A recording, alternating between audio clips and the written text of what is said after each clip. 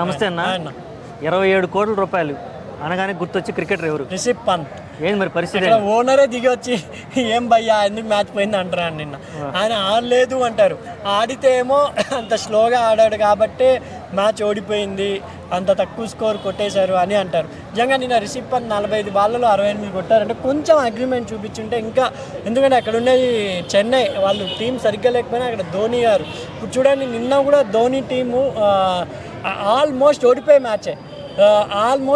మ్యాచే. Just score కన్నా కొంచెం ఎక్కువ నింటే ధోని వల్ల కూడా అయ్యేది కాదు. ఎందుకంటే టప్ప 5 వికెట్లు పడగొట్టారు. అది 170 కాకుండా 180 200 మార్క్ దాటినా చెన్నై వాళ్ళు మేబీ కొట్టకపోవచ్చేమో నా అభిప్రాయం అండి. నిజంగా రిషబ్ పంత్ అంత భారీ, ఎందుకంటే 27 కోట్లు పెట్టి, ఎందుకంటే నిన్న ట్రోల్స్ కూడా చేస్తున్నారు కరుణ్ నాయర్. ఎందుకంటే మనకు ఇండియా సేవాగ్ తర్వాత 300 కొట్టిన టెస్టులో కరుణ్ నాయరే, ఆయన తర్వాత ఇంతవరకు ఎవ్వరూ టచ్ చేయలేదు. అటువంటి కరుణ్ నాయర్ని పాలిటిక్స్ కోసం ఏదో జస్ట్ ప్రతిభ ఉన్నా కూడా తొక్కేసినారు. ఇప్పుడు రిషబ్ పంత్ షాట్స్ చూడండి, అన్నీ గుడ్ అండ్ షాట్సే. కానీ ఆయన ఆఫ్టర్ యాక్సిడెంట్ మీకు వరల్డ్ కప్ 2020 తీసుకున్నా కూడా అంతగా ఆడలేదు ఆయన రిషబ్ పంత్ గారు.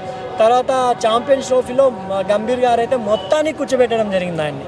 అంటే ఆయన అప్పటికైనా 27 కోట్లకి అమ్ముడిపుడి పోయినా కూడా ఆయన ఒక్క ఛాన్స్ కూడా ఇవ్వలేదు. ఛాంపియన్స్ ట్రోఫీ మొత్తం కేఎల్ రాహుల్ ఛాన్స్ ఇవ్వడం, కేఎల్ రాహుల్ నిరూపించుకోవడం జరిగింది. కాబట్టి ఇంకా ఇండియా టీంలో కూడా మేబీ ఇషాన్ కిషన్ కూడా పుంజుకు రావడం, ఇషాన్ కిషన్తో పాటు ఇంకో మన పంజాబ్లో ఆర్సీబీలో ఆడుతున్నారు కదా కీపర్, ఆ అబ్బాయి పేరేంటి, ఆ అబ్బాయి కూడా ఫామ్లోకి రావడం. ఇంతమంది కీపర్ల మధ్యలో రిషబ్ పంత్కి ఇంకా 2020లో ఛాన్స్ వస్తుందా రాదా ఇండియాకి అనేది డౌట్ అండి.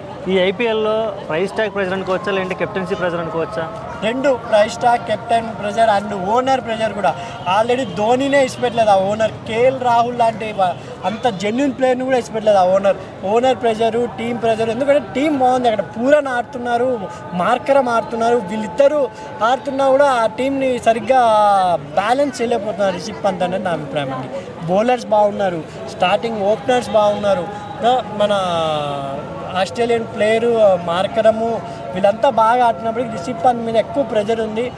ఆయన ఓడిపోయిన మ్యాచ్లు కూడా చూస్తే దగ్గరుండి ఓడిపోయారు కాబట్టి చూడాలి ఫ్యూచర్. ఇంకా చాలా మ్యాచ్లు మిగిలి ఉన్నాయి, ఒక 5 మ్యాచ్ల దాకా. రిషబ్ పంత్ తన ఏమంటారు భారీ మూల్యంతో చెల్లించుకున్న రిషబ్ పంత్ తన మూల్యానికి న్యాయం చేకూరుస్తారేమో అని అనుకుంటున్నాను. వన్ డౌన్ వస్తే ఏమన్నా వర్కౌట్ అవుతుందంటారు రిషబ్ పంత్? నిన్న వచ్చారు కదా, నిన్న ఓపెనరే వచ్చారు. ఓపెనర్ వచ్చి 21 ఏమో కొట్టి అవుట్ అయిపోయారు. ఆయన అదే ఆడడానికి ట్రై చేస్తున్నారు కానీ నిలకడ లేని విధంగా ఆ షాట్లు సెలెక్షన్స్ వల్ల జల్దీ అవుట్ అవుతున్నారు. కాబట్టి కొంచెం కాన్సంట్రేషన్ పెట్టి ఆడితే నిజంగా ఇప్పుడున్న పోటీల్లో ఇండియా 2020కి సెలెక్ట్ అయ్యే ఛాన్స్ లేదేమో అనిపిస్తుంది. ఎందుకంటే కీపర్గా కేఎల్ రాహుల్ కూడా 2020లో నేను అర్హుడైనని చాటుకుంటున్నారు. మన ఇషాన్ కిషన్ కూడా కీపింగ్ స్థాయిలో ఉన్నారు. సంజు శాంసన్ కూడా రిషబ్ పంత్కి చాలా పోటీ ఇస్తున్నారు. ఇంకా అదే బెంగళూరులో మొన్న ఆయన పేరు కూడా ఏదో శర్మానే ఉంది, ఆ అబ్బాయి కూడా చాలా బాగా ఆడుతున్నారు. ఇంకా చాలామంది కీపర్స్ పోటీగా తయారవుతున్నారు. కాబట్టి ఈ సమయంలో రిషబ్ పంత్కి వచ్చే ఛాన్స్ లేదేమో అనిపిస్తుంది.